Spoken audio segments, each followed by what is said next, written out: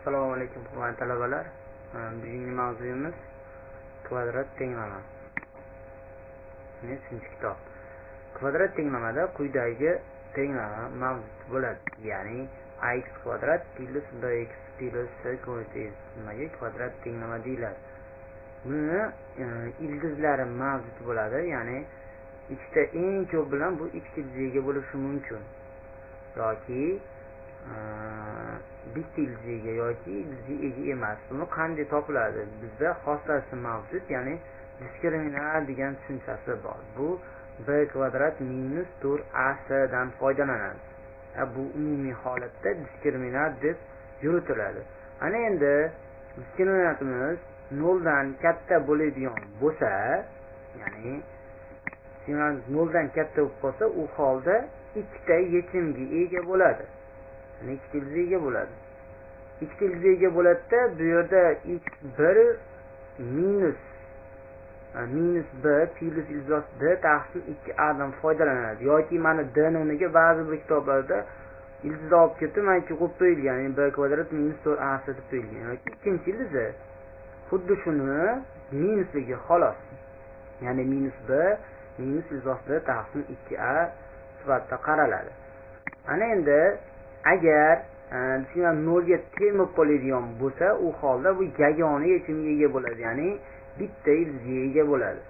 Buni topishimiz uchun mana o'z-o'zidan 0 olib ketadigan bo'lsa, u holda minus b taqsim 2a hosil bo'ladi. Faqat bu bir dona yechimga ega bo'lganda, ya'ni d imiz hisoblaganingizda mana bitta 0 ga teng bo'lib qolsa, shu formuladan foydalanib turaverasiz. Ana endi d ni topganingizda, diskriminant topganimizda 0 dan kichkina bo'lib qoldi. U holda siz shuni bilingki, ildizga ega emas, ya'ni ma'noga ega emas. Ildizlari mavjud emas. Bu holda bo'sh to'plam degan tushunchasi bo'ladi. Shu tariqa 3 ta xossasi mavjud, ya'ni bizga 0 dan katta bo'lib qolsa, ikkita ildizga, bizga 0 ga teng bo'lib qolsa, bitta ildizga, bizga 0 dan kichkina bo'lib qoladigan bo'lsa, u holda ildizga ega emas. Shu tariqa hisoblaymiz. Misol uchun kitobimizda 4-topshiriq. 4-topshiriqda ikkinchi masala. X kvadrat minus x minus 20 ni hisoblang deyapti. Demak, e'tibor bersalaring, bu yerda a ni o'rnida necha kelyapti mana? X kvadrat, buni a ni oldida 1 bormi? 1 ko'paydi x kvadrat, shuning uchun a teng 1 deymiz. Ana endi b ni o'rnida x, b ni o'rnida minus 1 kelyapti. Demak, b teng minus 1 deymiz. C ni o'rnida mana c ni necha kelyapti? Minus 20. To'g'ri, c teng minus 20. Ana endi diskriminant topib olishimiz kerak. Birinchi qiladigan ish diskriminant topib olasiz. 0 dan katta bo'ladimi, 0 ga teng bo'ladimi, 0 dan kichkina bo'ladimi? O'shanga qarab shu ildizlarga topib olaveramiz. Demak, diskriminant topyapmiz.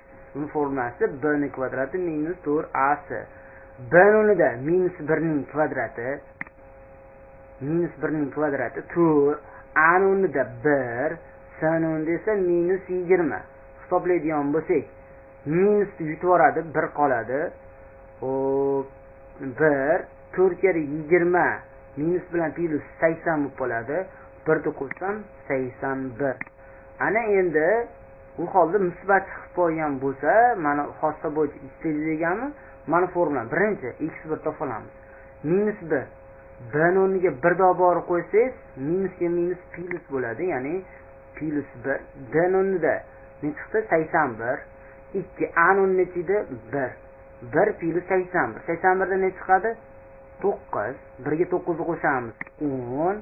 10 taqsim 2. 12 bo'lsam, demak o'z-o'zidan 5. Ana endi birinchi ildizni topdik. Ikkinchi ildizni topishimiz uchun minus b xuddi shuni minus ildiz 2 taqsim 2a. B ni o'rniga minusga minus plus bo'ladi va minus 81 taqsim 2 ko'paytir a ni o'rnida 1. Demak, 81 dan 9 chiqadi. 1 dan 9 ayirsak minus 8 taqsim 2. 8 2 bo'lsak, minus 8 2 bo'lsam, demak natijasi minus 4. Shu tariqa, demak, diskriminant topsak, ikkita ildiz 0 dan katta bo'lib qolsa, u holda bizda musbat, ya'ni ikkita yechimga ega bo'lgan sababli birinchi ildizimiz 5 ga teng chiqdi va ikkinchi ildizimiz esa minus 4 chiqdi. Shu tariqa ishlaymiz. E'tiborlaringiz uchun rahmat.